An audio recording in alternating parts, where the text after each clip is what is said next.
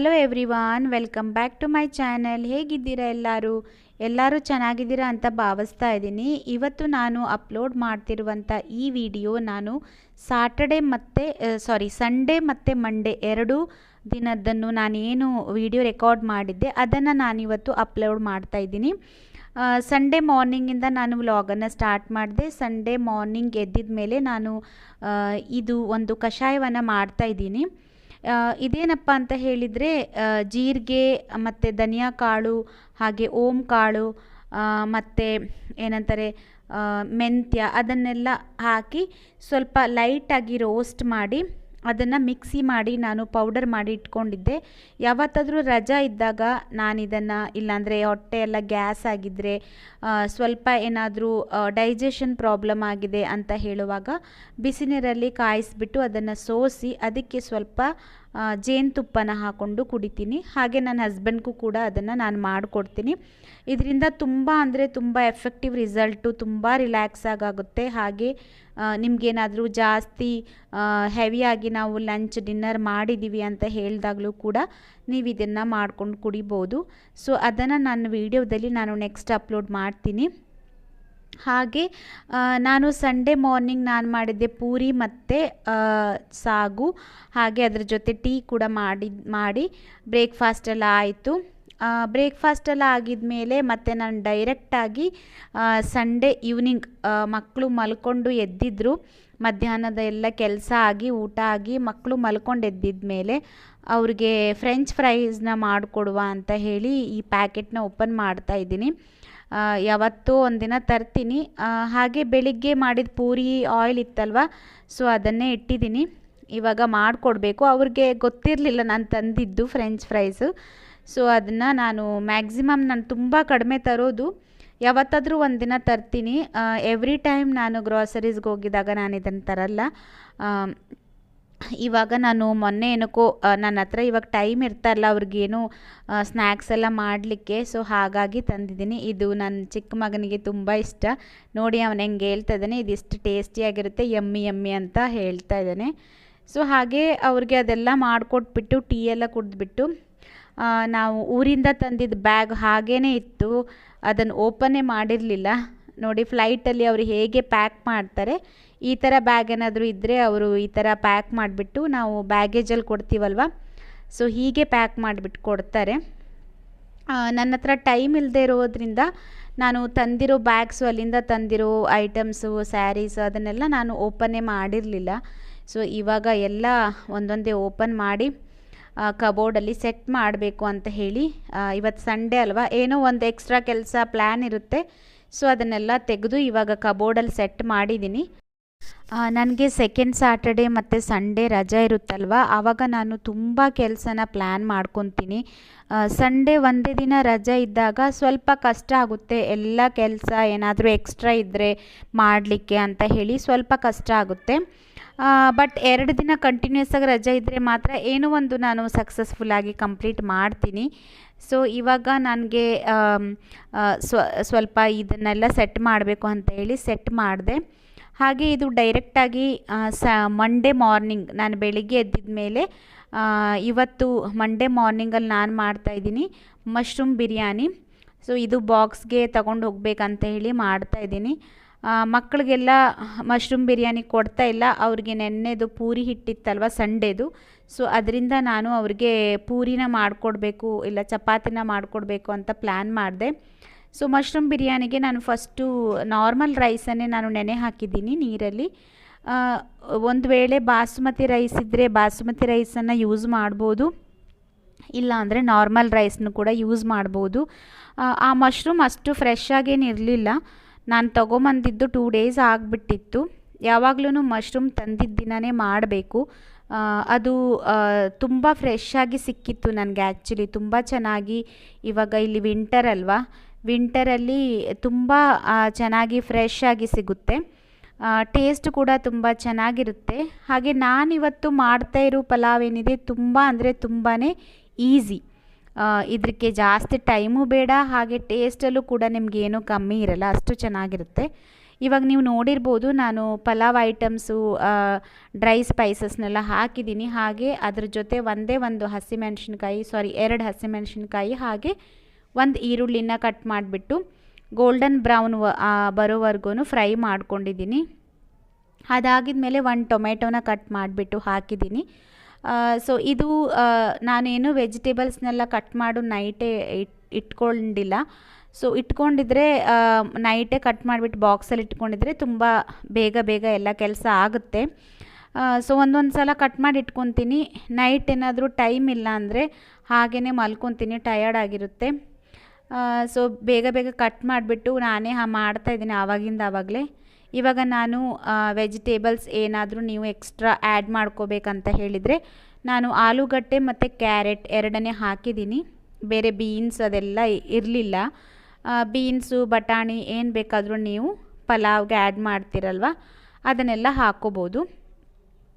ಇವಾಗ ಇಲ್ಲಿ ವಿಂಟರ್ ಆಗಿರೋದ್ರಿಂದ ಕ್ಯಾರೆಟು ಹಾಗೆ ಲೀಫಿ ವೆಜಿಟೇಬಲ್ಸ್ ಆಗಿರ್ಬೋದು, ಹಸಿರು ತರಕಾರಿಗಳು ಏನಿದೆ ನಾವು ಸೊಪ್ಪುಗಳಂತೀವಲ್ವ, ಅದೆಲ್ಲ ತುಂಬ ಫ್ರೆಶ್ ಆಗಿ ಸಿಗುತ್ತೆ. ನೀವು ನೋಡ್ತಾ ಇರ್ಬೋದು ಮಶ್ರೂಮ್ ಏನಿದೆ ಅಷ್ಟು ಫ್ರೆಶ್ ಆಗಿಲ್ಲ. ನಮ್ಗೆ ಹೆಂಗೆ ಗೊತ್ತಾಗುತ್ತೆ ಅಂದರೆ ಮಶ್ರೂಮ್ ಒಳಗಡೆ ಅದು ನೋಡಿ ಬ್ಲ್ಯಾಕ್ ಆಗ್ತಾಯಿದೆ. ಆ ಥರ ಬ್ಲ್ಯಾಕ್ ಆಗಬಾರ್ದು. ಒಂದು ಬ್ಲ್ಯಾಕ್ ಇಲ್ಲ ನೀಟಾಗಿದೆ ಅಂತ ಹೇಳಿದರೆ ಅದು ತುಂಬ ಫ್ರೆಶ್ ಆಗಿದೆ ಅಂತ. ಅಷ್ಟೊಂದು ಹಾಳಾಗಿರಲಿಲ್ಲ, ಬಟ್ ಅವತ್ತು ತಂದಿದ್ದನ್ನೇ ಮಾಡಿದಿದ್ರೆ ಚೆನ್ನಾಗಿರ್ತಾಯಿತ್ತು ಅಂತ ಅನಿಸಿತ್ತು ನನಗೆ. ಸೊ ನಾನು 2 ಪ್ಯಾಕೆಟ್ ತಂದಿದ್ದೆ, 1 ಪ್ಯಾಕೆಟ್ ಹಾಗೆ ಇಟ್ಟಿದ್ದೀನಿ, 1 ಪ್ಯಾಕೆಟ್ ಮಾಡ್ತಾಯಿದ್ದೀನಿ. ಜಸ್ಟ್ 20 ರೂಪೀಸ್ ಅಷ್ಟೇ ಇದು 1 ಪ್ಯಾಕೆಟು, ಇವಾಗ ವಿಂಟರ್ ಆಗಿರೋದ್ರಿಂದ. ಹಾಗೆ ಈ ಟೊಮೆಟೊ ಎಲ್ಲ ಸ್ವಲ್ಪ ಫ್ರೈ ಆಗಿದ್ಮೇಲೆ ಇವಾಗ ನಾನು ಈ ಮಶ್ರೂಮ್ನ ಹಾಕ್ಕೊತಾ ಇದ್ದೀನಿ. ಸೊ ಅದನ್ನೆಲ್ಲ, ಅದು ಮಶ್ರೂಮಲ್ಲಿ ನೀರಿರುತ್ತಲ್ವ, ಅದು ನೀಟಾಗಿ ನೀರು ಬಿಡುತ್ತೆ. ಹಾಗಾಗಿ ಸ್ವಲ್ಪ 1-2 ಸಲ ಕೈ ಆಡಿಸಿ ಅದಕ್ಕೆ ಉಪ್ಪು ಹಾಗೆ ಅರಿಶಿನ ಏನಾದರೂ ಹಾಕಿಬಿಟ್ಟು ನಾವು ಮುಚ್ಚಿ ಇಡಬೇಕು. ಅದರಲ್ಲಿ ನಾವು ಬೇರೆ ಏನೂ ಸೇರಿಸ್ಬೇಕಂತ ಏನಿಲ್ಲ. ಆ್ಯಕ್ಚುಲಿ ನೀವು ಏನಂತಾರೆ ಕರ್ಡ್ನು ಕೂಡ ಆ್ಯಡ್ ಮಾಡ್ಕೋಬೋದು. ನಾನಿವಾಗ ಜಿಂಜರ್ ಗಾರ್ಲಿಕ್ ಪೇಸ್ಟ್ನ ಹಾಕ್ತಾಯಿದ್ದೀನಿ. ಇದನ್ನೆಲ್ಲ ಹಾಕಿ ನೀಟಾಗಿ ಫ್ರೈ ಮಾಡಬೇಕು. ಹಾಗೆ ನಾನಿವಾಗ ಅರಿಶಿನ ಪೌಡ್ರನ್ನು ಕೂಡ ಆ್ಯಡ್ ಮಾಡಿದ್ದೀನಿ. ಯಾರಾದರೂ ನನ್ನ ಚಾನಲ್ನ ಫಸ್ಟ್ ಟೈಮ್ ನೋಡ್ತಾ ಇದ್ದರೆ ಪ್ಲೀಸ್ ಸಬ್ಸ್ಕ್ರೈಬ್ ಮಾಡ್ಕೊಳ್ಳಿ. ಏನಿಲ್ಲ, ನಿಮ್ಮ ಒಂದೇ ಒಂದು ಸಬ್ಸ್ಕ್ರೈಬ್ ಮತ್ತು ಒಂದೇ ಒಂದು ಲೈಕ್ ಏನಿದೆ ಅದು ತುಂಬ ಅಂದರೆ ತುಂಬ ಮೋಟಿವೇಟ್ ಮಾಡುತ್ತೆ ನಮಗೆ ವೀಡಿಯೋಸ್ ಹಾಕಲಿಕ್ಕೆ. ಇನ್ನೊಂದೇನಪ್ಪ ಅಂತ ಹೇಳಿದರೆ, ಇದು ನೋಡಿ ಲೈಕ್ ಮಾಡಲಿಕ್ಕಾಗಲಿ ಸಬ್ಸ್ಕ್ರೈಬ್ ಮಾಡಲಿಕ್ಕಾಗಲಿ ಯಾರಿಗೂ ಎನರ್ಜಿ ವೇಸ್ಟ್ ಆಗಲ್ಲ ಅಂತ ನಾನು ಅಂದ್ಕೊತೀನಿ. ಹಾಗೆ ಏನೂ ದುಡ್ಡು ಕೂಡ ಖರ್ಚಾಗಲ್ಲ. ಇದೊಂದು ನಮ್ಮ ಸೈಡಿಂದ ಇಲ್ಲ ನಿಮ್ಮ ಸೈಡಿಂದ ಒಬ್ರಿಗೊಬ್ರು ಹೆಲ್ಪ್ ಮಾಡಿದ್ದು ಅನ್ನೋದು ಒಂದು ನಮಗೆ ಪುಣ್ಯ ಇರುತ್ತೆ ಅಷ್ಟೇ. ನೀವು ಲೈಕ್ ಮಾಡಿದರೆ, ನೀವು ನಮ್ಮ ವೀಡಿಯೋಸ್ನ ನೋಡಿದರೆ, ಸಬ್ಸ್ಕ್ರೈಬ್ ಮಾಡಿದರೆ ನಮಗೆ ಹೆಲ್ಪ್ ಮಾಡಿದ ಥರ ಒಂದು ಪರೋಕ್ಷವಾಗಿ ನೀವು ನಮಗೆ ಸಹಾಯ ಮಾಡ್ತಿದ್ದೀರಾ ಅಂತಲೇ. ಸೊ ಅದೊಂದು ರಿಕ್ವೆಸ್ಟ್ ಅಷ್ಟೇ. ಹಾಗೆ ಇವಾಗ ನಾನು ಮುಚ್ಚಿ ಇಟ್ಟಿದ್ದೀನಿ. ಅದು ನೀರೆಲ್ಲ ನೀಟಾಗಿ ಬಿಟ್ಕೊಳ್ಳುತ್ತೆ. ಅಂದರೆ ಮೇಲೇ ಅದು ಆ ಥರ ಇಡಬೇಕಷ್ಟೇ. ನಾರ್ಮಲಾಗಿ ವಿಜಿಲ್ ಹಾಕೋ ಥರ ಏನು ಮುಚ್ಚೋದೇನು ಬೇಡ. ಸೊ ಅದನ್ನೆಲ್ಲ ನೋಡ್ತಾ ಇರ್ಬೋದು. ಒಂದು 5 ನಿಮಿಷ ಬಿಟ್ಟರೆ ನೀರೆಲ್ಲ ಚೆನ್ನಾಗಿ ಬಿಟ್ಕೊಂಡಿದೆ ಅದು. ಸೊ ಮಶ್ರೂಮಲ್ಲಿ ಯಾವಾಗಲೂ ತುಂಬ ನೀರಿರುತ್ತೆ. ಸೊ ಹಾಗಾಗಿ ನಾವು ಮಶ್ರೂಮ್ ಕರಿ ಮಾಡುವಾಗ ಯಾವಾಗಲೂ ನೀರು ಹಾಕಬಾರ್ದು. ತುಂಬ ನೋಡಿಕೊಂಡು ಅದು ಫ್ರೈ ಆಗಿದ ಮೇಲೇ ನಾವು ಹಾಕಬೇಕು. ಮಶ್ರೂಮಿಂದ ಏನು ಐಟಮ್ ಮಾಡಿದ್ರೂ ಅಷ್ಟೇ, ನಾವು ನೀರನ್ನು ಮಾತ್ರ ಆ್ಯಡ್ ಮಾಡಬಾರ್ದು ಒಂದೇ ಸಲ. ಇವಾಗ ನಾನು ಇದಕ್ಕೆ ಅರಿಶಿನ ಮತ್ತು ಏನಂತಾರೆ ಜಿಂಜರ್ ಗಾರ್ಲಿಕ್ ಪೇಸ್ಟ್ ಅಷ್ಟೇ ಹಾಕಿದ್ದಲ್ವ. ಇವಾಗ ನಾನು ಸಾಲ್ಟ್ ಹಾಕ್ಕೊತಾ ಇದ್ದೀನಿ. ಸ್ವಲ್ಪ ಉಪ್ಪು ಹಾಕ್ಕೊಂಡು ಅದನ್ನೆಲ್ಲ ನೀಟಾಗಿ ಮಿಕ್ಸ್ ಮಾಡ್ಕೊತೀನಿ. ಬೇಕಿದ್ರೆ ನೀವು ಈ ಟೈಮಲ್ಲೇ ಮೊಸರನ್ನ ಸೇರಿಸ್ಕೋಬೋದು. ಒಂದು 1/2 ಕಪ್ ಅಷ್ಟು ಮೊಸರನ್ನ ಸೇರಿಸ್ಕೋಬೋದು. ಇವಾಗ ನೀವು ನೋಡ್ಬೋದು ಅದು 1 ಕಪ್ ಆಗೋಷ್ಟು ನೀರು ಬಿಟ್ಕೊಂಡಿದೆ. ಬಟ್ ನಾನು 1 ಗ್ಲಾಸ್ ಅಕ್ಕಿಗೆ 2 ಗ್ಲಾಸ್ ನೀರು ಆ ಥರನೇ ಹಾಕ್ಕೊತಾ ಇದ್ದೀನಿ. ಮಶ್ರೂಮಲ್ಲಿ ನೀರು ಬಿಟ್ಟಿದೆ ಅಂತ ಹೇಳಿ ನಾವು ಕಮ್ಮಿ ನೀರನ್ನೇನು ಹಾಕೊಳ್ಳೋದು ಬೇಡ. ಏನಕ್ಕಂದರೆ ನಾನು ತರಕಾರಿ ಕೂಡ ಹಾಕಿರ್ತೀವಲ್ವ, ಸೊ ತರಕಾರಿ ಬೇಯಲಿಕ್ಕೂ ಕೂಡ ನೀರು ಬೇಕಾಗುತ್ತೆ. ತುಂಬ ಕಮ್ಮಿ ನೀರಾಗಿದ್ರೂ ಗಟ್ಟಿಯಾಗುತ್ತೆ ರೈಸು, ಇಲ್ಲಾಂದರೆ ತಳ ಎಲ್ಲ ಹಿಡಿಯುತ್ತೆ.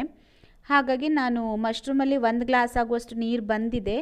ಆದ್ರೂ ನಾನು ಇದಕ್ಕೆ 1 ಗ್ಲಾಸ್ ಅಕ್ಕಿಗೆ 2 ಗ್ಲಾಸ್ ನೀರನ್ನು ನಾನು ಹಾಕ್ಕೊತಾ ಇದ್ದೀನಿ.